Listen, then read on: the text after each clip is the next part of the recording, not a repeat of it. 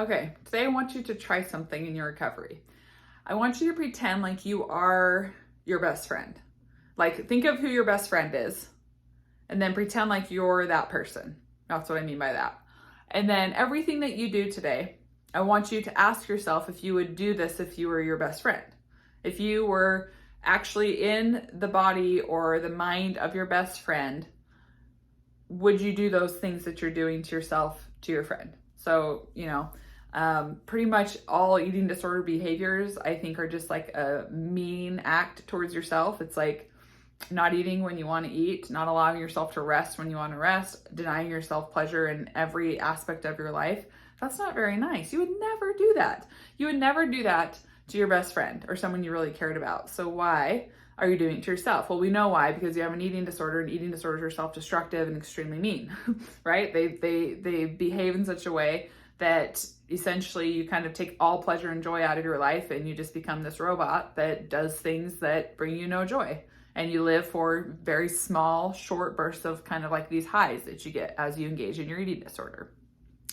And so when you're in the kitchen and you're making yourself a sandwich and you think, oh, I'm making this for my best friend today.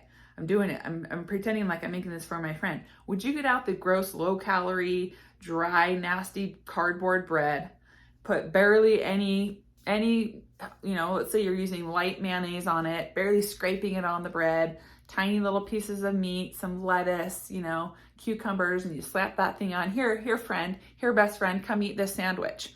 Your friend's going to be like, do you hate me? Why are you giving me such a gross sandwich? What's wrong with you, right? If you were making this for someone you really cared about, you get the good, thick, yummy, fresh bread, and you put tons of mayonnaise, real mayonnaise on it, and you put cheese, maybe 2 different kinds of cheeses, and you put meat and bacon and avocado and lettuce and tomato and another good slice of thick bread, and you cut it in half and you give them some chips and you give them, maybe a brownie with it and a soda, and here, do you want another one? Do you want another sandwich, right? That's how you would treat someone, a guest in your home or a best friend, if you're making a sandwich for them. So when you're going about your own recovery, you need to start thinking that way. Just try it. I know it sounds silly and you're like, yeah, okay, whatever. No, seriously, try it.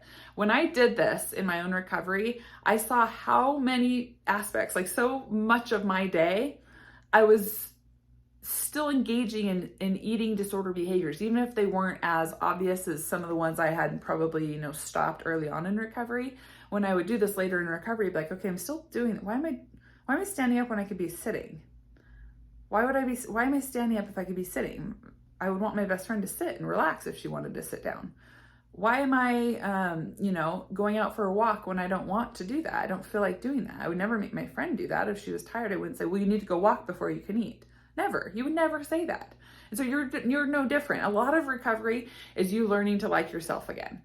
A lot of recovery is getting that confidence back that you actually deserve to be happy. You deserve to enjoy things in life. You deserve to do all the other things that people don't have eating disorders do in their own lives, right? So when it comes to food, moving their bodies, dressing themselves in comfortable ways, like you can do all of those things as well. You're no exception. You're not a bad person. You haven't screwed up your entire life, and you don't deserve happiness. You don't deserve freedom. And you're just this horrible, awful person that should just punish themselves by starving and restricting and depriving yourself and allowing yourself to just feel calm and peaceful.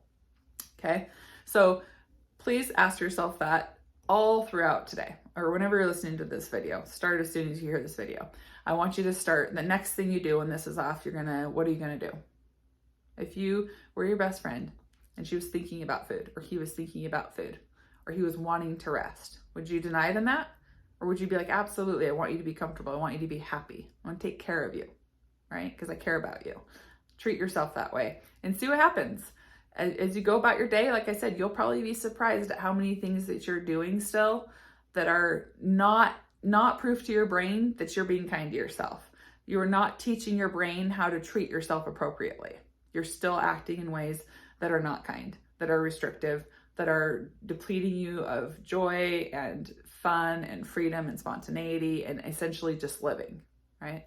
So go about your day, try that. See how it goes. If it works out and you're like, gosh, this is really a helpful tool, keep doing it. Do it every single day. Continue to do that. And eventually, and I don't mean this in a narcissistic way, but eventually you will feel like your own best friend. You will feel like you're just deserving of all of these things as everybody else. Okay? Go and have a great day. Bye.